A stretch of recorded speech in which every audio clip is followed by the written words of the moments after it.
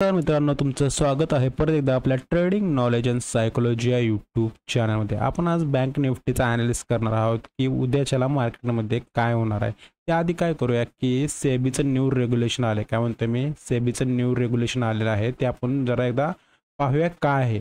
पण त्याच्या आधी काय म्हणतोय मी, हे पहिल्यांदा सेबीचं जे आहे ना, सेबीचं रेग्युलेशन पाहूया, नंतर मार्केटचं ॲनालिसिस करूया. तुम्हाला मी इथे एक्सप्लेन करतो की येणाऱ्या 20 नोव्हेंबरला काय म्हणतोय मी, 20 नोव्हेंबरला 2024 म्हणजे ह्याच पुढच्या महिन्यामध्ये आपल्याला हे रूल चेंज झालेले पाहायला मिळतील. आता काय होणार आहे बँक निफ्टीमध्ये किंवा निफ्टीमध्ये, जे आपण इंडेक्समध्ये ट्रेडिंग करतोय ना, त्याच्यामध्ये थोडेसे रूल जे चेंज झालेत म्हणजे होणार आहेत. आता तरी ते नाही त्या, पण 20 नोव्हेंबर 2024 पासून होणार आहेत. ठीक आहे. पण सांगायचं काय की त्यातला इम्पॉर्टन्स पहिला रूल म्हणजे सांगतो तुम्हाला इम्पॉर्टन्स काय आहे. पहिला इम्पॉर्टन्स रूल आहे तो म्हणजे आपलं जे कॅपिटल आहे ना, कॅपिटल मी काय म्हणतो, कॅपिटल, ते कॅपिटल आता आपल्याला जास्त लागणार आहे. कॅपिटल जे आहे ना, कॅपिटल ते आपल्याला तर जास्त लागणार आहे ट्रेडिंग करण्यासाठी. समजा मला आधी एक लॉटला, मी काय म्हणतो सांगतो, एक्झाम्पल धरूया आपण, एक लॉटला जर मला 2000 रुपये लागत असतील, 2000 किंवा 3000, तर त्यासाठीच मला आता त्या एका लॉटसाठी मला कमीत कमी 15,000 पण लागू शकतात. काय म्हणतो मी, 15,000 पण लागू शकतात. म्हणजे झालंय काय ते सांगतो बघा. आधी आता समजा बँक निफ्टीचं उदाहरण घेतलं आपण. आता आधी मला काय म्हणायचं, आधी काय मला मिळायचं की 15 क्वांटिटी मिळायच्या मला अगेन्स्ट 1 लॉट. काय म्हणतोय मी, 1 लॉट.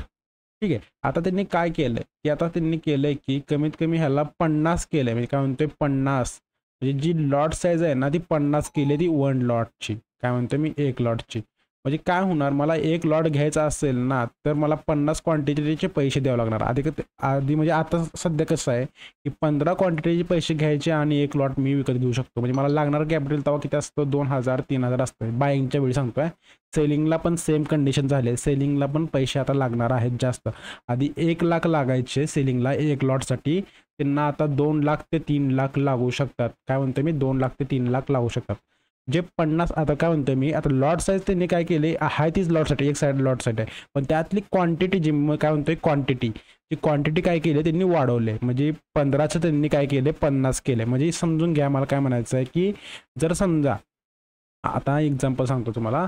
आधी कसं होतं, आता समजा आपला जे आपण स्ट्राईक प्राईस घेतो ते समजा, आता आपण एक्झाम्पल घेऊया 100 आहे, तर ती 100ची स्ट्राईक प्राईस समजा इथून 110 गेली. काय म्हणतो मी, 110 म्हणजे 10 पॉईंट आपल्या साईडला गेली, 10 पॉईंट आपल्या साईडला गेली. तर आपल्याला किती प्रॉफिट व्हायचा, 150 प्रॉफिट व्हायचा. कसा, एक लॉटचा. काय म्हणतो मी, एक लॉटचा मला किती व्हायचा, 50 प्रॉफिट एवढा मला व्हायचा. पण आताच्या येणाऱ्या 20 नोव्हेंबरला काय होईल, मी काय करतोय की एक लॉट, आता एक लॉट कितीचा धरून चलूया आपण, 50चा. काय मी एक्झाम्पल सांगूया 50चा, एक किती 50 60 70 किती म्हणू शकतं. पण आता एक लॉट आता कितीचा असू शकतो, मी अंदाज धरूया आपण की 50चा. मग मला लागणार कॅपिटल धरून चला की 15K किंवा 15,000 एवढे लागणार आहेत. ठीक आहे. तर आता समजा बँक निफ्टीनं 100 पासून जे 110 पर्यंत मूव्ह केले, म्हणजे 10 पॉईंटची मूव्ह केली, तर माझा प्रॉफिट किती होणार आहे, 500 होणार आहे. आधी किती व्हायचा, 150 व्हायचा, ते आता माझा प्रॉफिट किती होणार आहे, ते म्हणजे 500. समजलं मला काय म्हणायचं आहे. ठीक आहे. आता हे होतं फक्त, आता रूल आणि रेग्युलेशन चेंज झाले, ते 20 तारखेला जे येणार आहेत ना, त्यात आपण त्याआधी आपण एकदा एक व्हिडिओ तयार करूया की हा आपल्याला काय कसं ट्रेड करायचं आहे.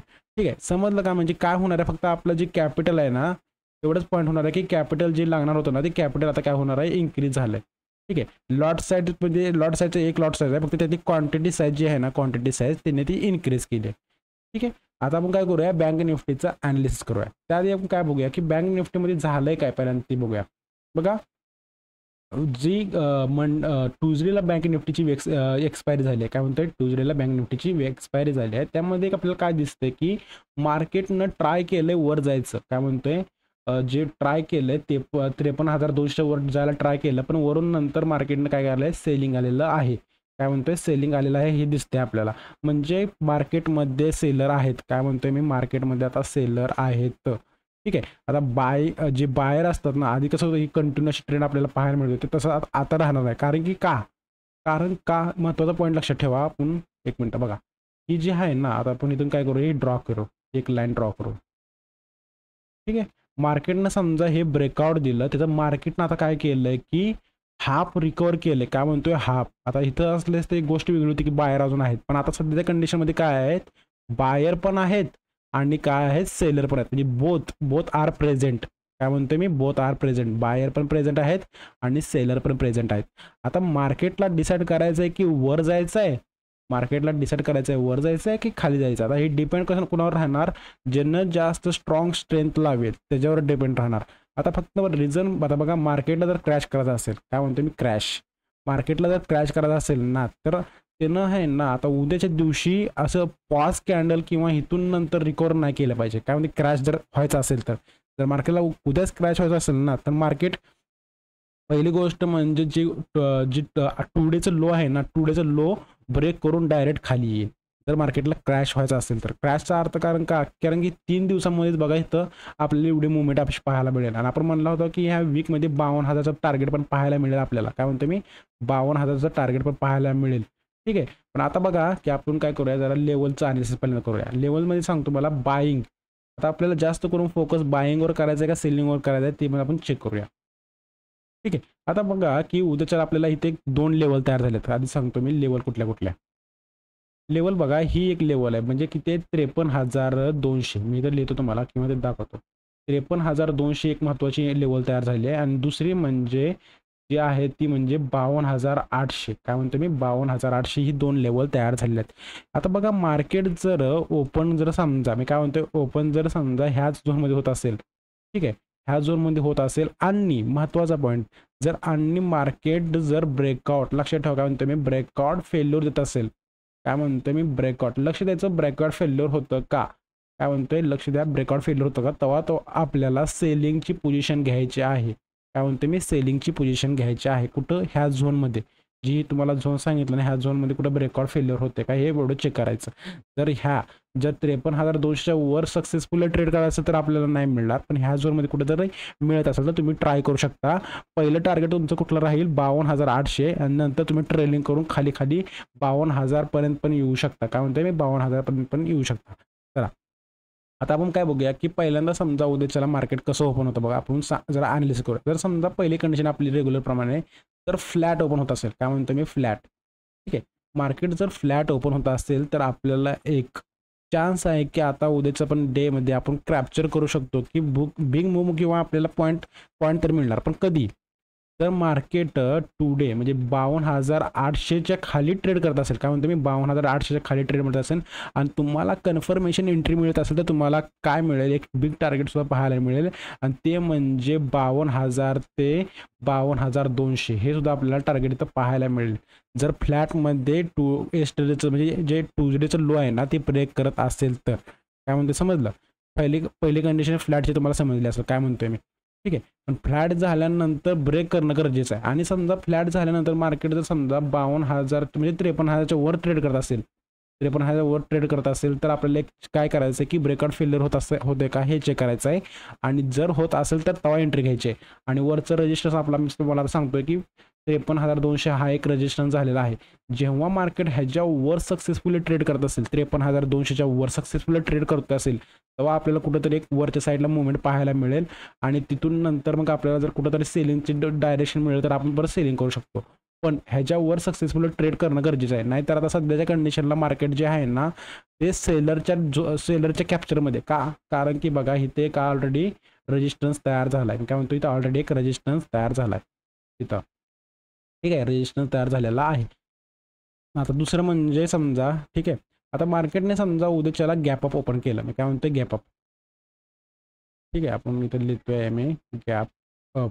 आता मार्केटने गॅप अप ओपन म्हणजे आज क्लोजिंग झाले 52,900ला क्लोजिंग झालेलं आहे.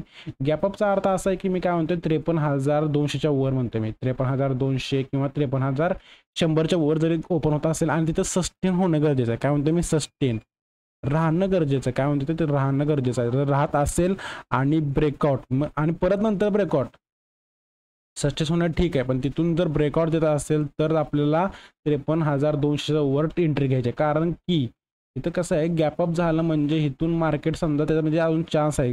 गॅपअप झालं ना तर इथून नंतर ऑलरेडी आता गॅपअप फेल पण होऊ शकतं, तिथून मार्केट परत खाली येईल. काय म्हणतो मी, गॅपअप फेल पण होईल आणि नंतर मार्केट खाली येईल.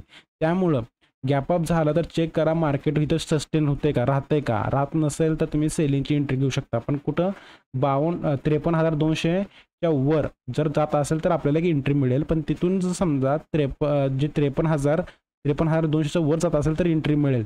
पण जर समजा गॅप अप झालं आणि नंतर मार्केट काय करतंय की तिथं सस्टेन होत नाही आणि खाली यायला लागले आणि जे प्रिव्हियस लो आहे ते 52,800च्या खाली येईल तेव्हा एंट्री घ्यायचे.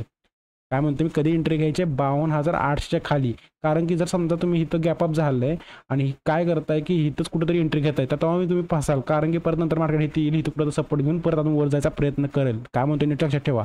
मार्केटनं काय केलंय, गॅप अप झालंय आणि इथून नंतर मार्केट थोडं खाली येऊन इथं कुठं तर सपोर्ट म्हणजे 53,000 सपोर्ट घेत असेल आणि 53,000 पासून परत वर जात असेल तर तुम्हाला काय बघायला मिळेल की वर गेलेलं मार्केट पाहायला मिळेल. जर मार्केट समजा गॅप अप होऊन डायरेक्ट खाली 52,800 खाली येत असेल तर आपल्याला परत खालच्या साईडची मुवमेंट सुद्धा पाहायला मिळेल. ठीक आहे.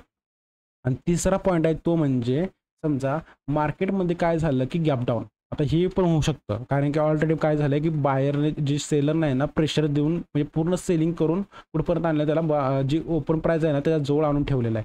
काय म्हणतो, ओपन प्राईस पेक्षा आणून ठेवले. तर उद्याच्याला समजा गॅप डाऊन झालं तर आता मुश्किल आहे. कारण का मुश्किल आहे, कारण की पूर्ण मुवमेंट ऑलरेडी झालेलं आहे. ठीक आहे, पूर्ण मुवमेंट ऑलरेडी झाली म्हणजे खालचं काय होणार, 52,000 एक आपल्याला दिसणार इथं. इथून नंतर एक 52,800 ही एक आपल्याला आता नवीन लेवल दिसतील. पण इथं प्रॉब्लेम काय येणार किंवा कन्फ्युजन किंवा काय येणार की आपल्याला एंट्री घ्यायला चान्स नाही मिळणार. काय म्हणतो मी, तर गॅप डाऊन झाल्यानंतर गॅप डाऊन झालं ना तर आपल्याला काय होणार की एंट्री घ्यायचा चान्सेस आपले काय होणार, कमी होणार. कारण की आपल्याला परत कसं आहे, इथून आपल्याला समजणार नाही की मार्केट वर जाणार आहे काय खाली जाणार आहे. काय म्हणतो मी, वर जाणार आहे काय खाली जाणार आहे ही समजणार नाही. इथं मग तुम्हाला जेव्हा मार्केटमध्ये गॅप डाऊन होईल तेव्हा आपल्याला प्राइस ॲक्शन, काय म्हणतो मी, प्राइस ॲक्शन वॉच करून एंट्री घ्यायची. काय म्हणतो, प्राइस ॲक्शन वॉच करून एंट्री घ्या. आणि काय करा की ट्रेंड, आता सध्याच्या कंडिशनला ट्रेंड कोणता आहे, निगेटिव्ह आहे. तर तुम्ही ट्रेंड सोबत राहावा. काय म्हणतो मी, ट्रेंड सोबत राहावा. जेव्हा मार्केट आपल्याला बाईंगचा ट्रेंड दाखवेल तेव्हा बाईंगची एंट्री घ्या. काय म्हणतो मी, बाईंगची एंट्री दाखवेल तेव्हा बाईंगची एंट्री घ्या. आणि जर आपल्याला समजा इथून कुठं तर मार्केट समजा खाली किंवा कसं पण असू द्या प्राइस ॲक्शननुसार तशी तुम्ही एंट्री घ्यायची. आणि नंतरच्या वेळी तुमचं आता समजा कुठं तर वाटत असेल तुम्हाला की प्रॉफिट बुकिंग येत आहे, प्रॉफिट बुकिंग म्हणतोय, तेव्हा एक्झिट करून नवीन एंट्री, काय म्हणतोय, नवीन एंट्री तुम्ही परत सेलिंग साईडला घेऊ शकता. कारण की प्रॉफिट बुकिंग काय म्हणतोय का, कारण की इथून बघा मार्केट एवढ्या खाली आले, काय म्हणतो मी, एवढ्या खाली आले. इथून जर प्रॉफिट बुकिंग जरी एवढेत असेल तरी आपल्याला काय करायचं आहे, प्रॉफिट बुकिंग जर बिग आली तर आपल्याला काय करायचं आहे, एक्झिट करायचं आहे. आणि नंतर कुठं जर मार्केट समजा आपल्याला अजून एकदा सेलिंगची पोझिशन दाखवत असेल तर तेव्हा सेलिंगची पोझिशन न्यू ॲड करायची. काय म्हणतोय, न्यू ॲड करायचे. ह्याचा अर्थ काय आपला की जी ट्रेलिंग एसेल आहे ना, आता आपला काय करायचं, ट्रेलिंग एसेल पण असतो, तो ट्रेलिंग एसेलमध्ये आपला एसेल देऊन काढायचा आहे. नंतर परत तुम्ही ॲड पण करू शकता. ठीक आहे ना, समजले तुम्हाला. म्हणजे 4-5 म्हणजे असे व्हिडिओमध्ये काही 4-5 पॉईंट सांगितले आहेत. ठीक आहे, ते तुम्हाला समजले असतील. चला, उद्याचं मार्केटचं ॲनालिसिस झालेलं आहे. आपण आता उद्याच्याला भेटूया आणि उद्याच्याला नेमकं काय होतंय ते आपण काय करूया की उद्याच्याला पाहूया. ठीक आहे, भेटूया नंतर. बाय.